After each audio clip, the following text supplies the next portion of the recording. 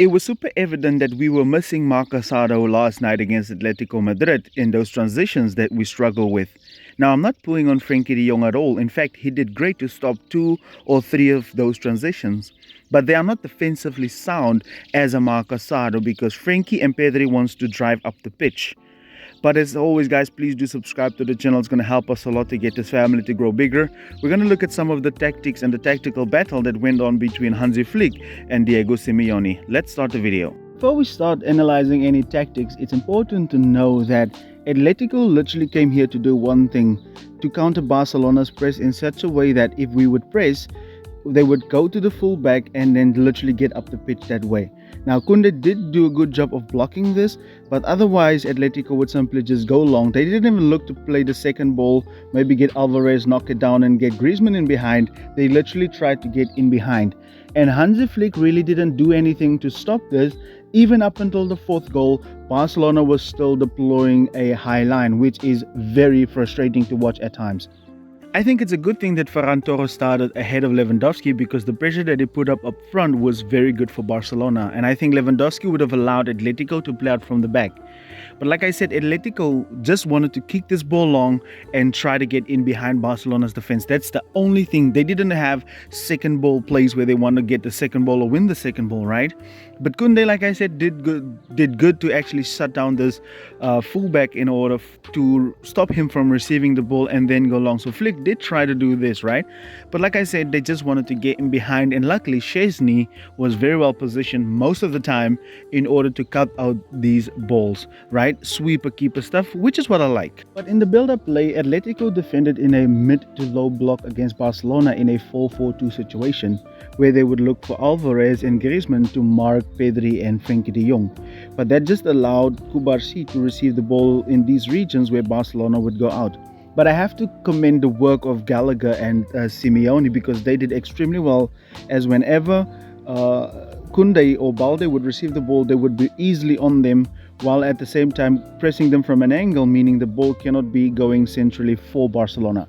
So they did an incredible amount of work to stop this from happening. Here we see that Alvarez and Griezmann were keeping tabs on Frenkie de Jong and Pedri while they allowed Cubarsí to have the ball because he couldn't penetrate and do these passes because of the narrow shape. And Gallagher, this guy is a workhorse.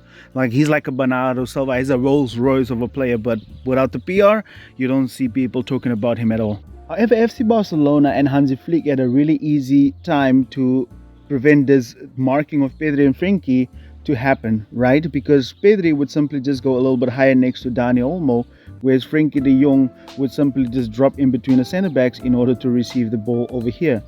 And there was times where Alvarez and Griezmann weren't marking anybody, so they were pretty much useless to the Atletico defense. The fluidity of Pedri allowed him to go up the pitch and not be able to be marked by Griezmann, and you can see now Griezmann had to run all the way back in order to mark Pedri in that position right there. And when Frenkie de Jong dropped in between the centre backs between Cubarsí and Íñigo, you could see that Alvarez and Griezmann didn't mark anybody at all in this moment. Because Diego Simeone wanted his defensive system to be perfect, he cannot afford to have Alvarez and Griezmann not doing anything or not having an impact on the game. So he actually had his baby boy go and become a right wing back, and Griezmann would fill in that position to something that looks like a 5-4-1. This brought a lot of success for Atletico Madrid because they were able now to have Koundé covered by Gallagher, and then Galan could focus on Lamine Yamal in a 2-on-2 situation. And ironically enough, this also gave Barcelona their first goal because Lamine was receiving the ball and Koundé was running ahead of Lamine Yamal, and there became a mix-up, and then he could release Koundé, and then Pedri scored Barcelona's first goal. Griezmann was given a lot of responsibility since Simeone went to the wing-back, and now you can see that Gallagher and Galan had a 2-on-2 against Lamine Yamal and Jules Koundé.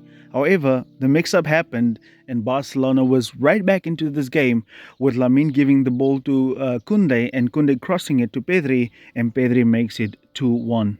However, apart from the mix-up, Gallagher and Galan did really good to keep Lamine and Jules Koundé not that effective, and we saw that Lamine had to go and find other ways to influence the game with Koundé overlapping, and we even saw at one stage Pedri on the side in order to create freedom for Lamin to receive the ball in one-on-one situations. We even saw Dani Olmo coming over. So this 5-4-1 was really good for Atletico Madrid, but unfortunately they changed it back to the 4-4-2 later in the first half. And like I said, besides the goal, the shape worked really well for Atletico Madrid. And it might not look like that they were containing Lamine because he's so explosive, but most things that Lamine and Koundé did led to nothing. And not only on Lamine's side, on the other side, Atletico had a lot of players to cover these wings while being narrow at the same time, which is astonishing for me to watch. You can see Pedri here coming over to that wing in order to help out. And look how isolated Koundé and Lamine was because they were completely covered in the situation as well.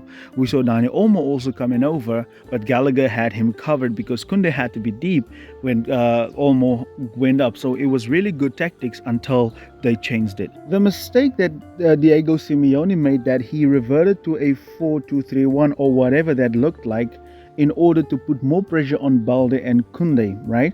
But that just put Lamine in a one-on-one situation as well as Rafinha, with the fullbacks of him. That's why you saw the goal from Lewandowski being assisted by Lamine Yamal. You saw the influence Rafinha had because this made Rafinha get to life instantly.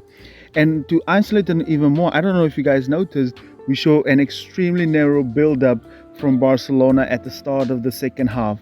That worked really well because that's how the fourth goal for Barcelona came, because Lamine Yamal was absolutely cooking Galan on that right hand side in order to provide the assist, right? He was literally digging his grave and having a funeral there for Javi Galan. Here you can see the narrow shape Barcelona has in the build-up. It's literally 6 players, including Szczesny, right? And it's really good. And Atletico did look to press a little bit high to put pressure on Barca, but even in the mid-phase, Barcelona still had a lot of players back. And look how narrow the back four looks, right? And at the same time, Lamine and Rafinha in one-on-one situations. However, this 4-2-3-1 shape of Atletico did leave a lot of space in these areas for the likes of Lamine and Rafinha to exploit, right? And then you did see overlaps from both Koundé and Alejandro Balde, but this left side was used in particular because we saw an overload to isolate tactic from Barcelona, where they tried to get the whole of Atletico to the one side, where Rafinha would receive the ball here and then Balde would make that run. If Balde can just upgrade his crossing, Barcelona would be super dangerous from both sides, because Rafinha is doing a lot of work here.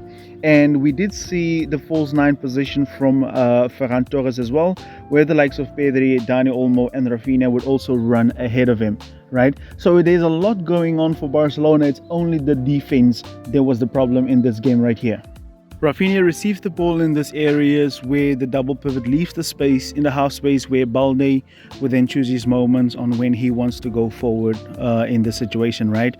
And Rafinha did a lot of work. He does a lot of work. He doesn't have to score or assist to be effective. The amount of work he does, dropping deep and all over the place, is just incredible, right? And here we can see the overload to isolate tactic, where the whole of Atletico was drawn to one side because Barcelona wanted to free up Rafinha in this instance right here, right? The moment Rafinha receives the ball, you would then see Balde make that run in behind. And like I said, if Balde can improve his crossing, Barcelona would be literally unstoppable.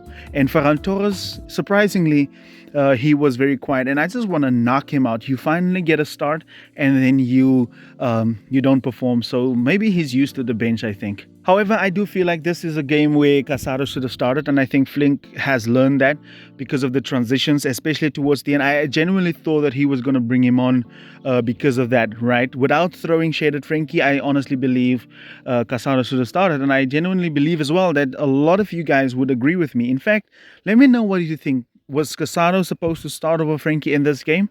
But as always, do subscribe to the channel. It's going to help us a lot to get this family to grow bigger. I will see you guys in the next video.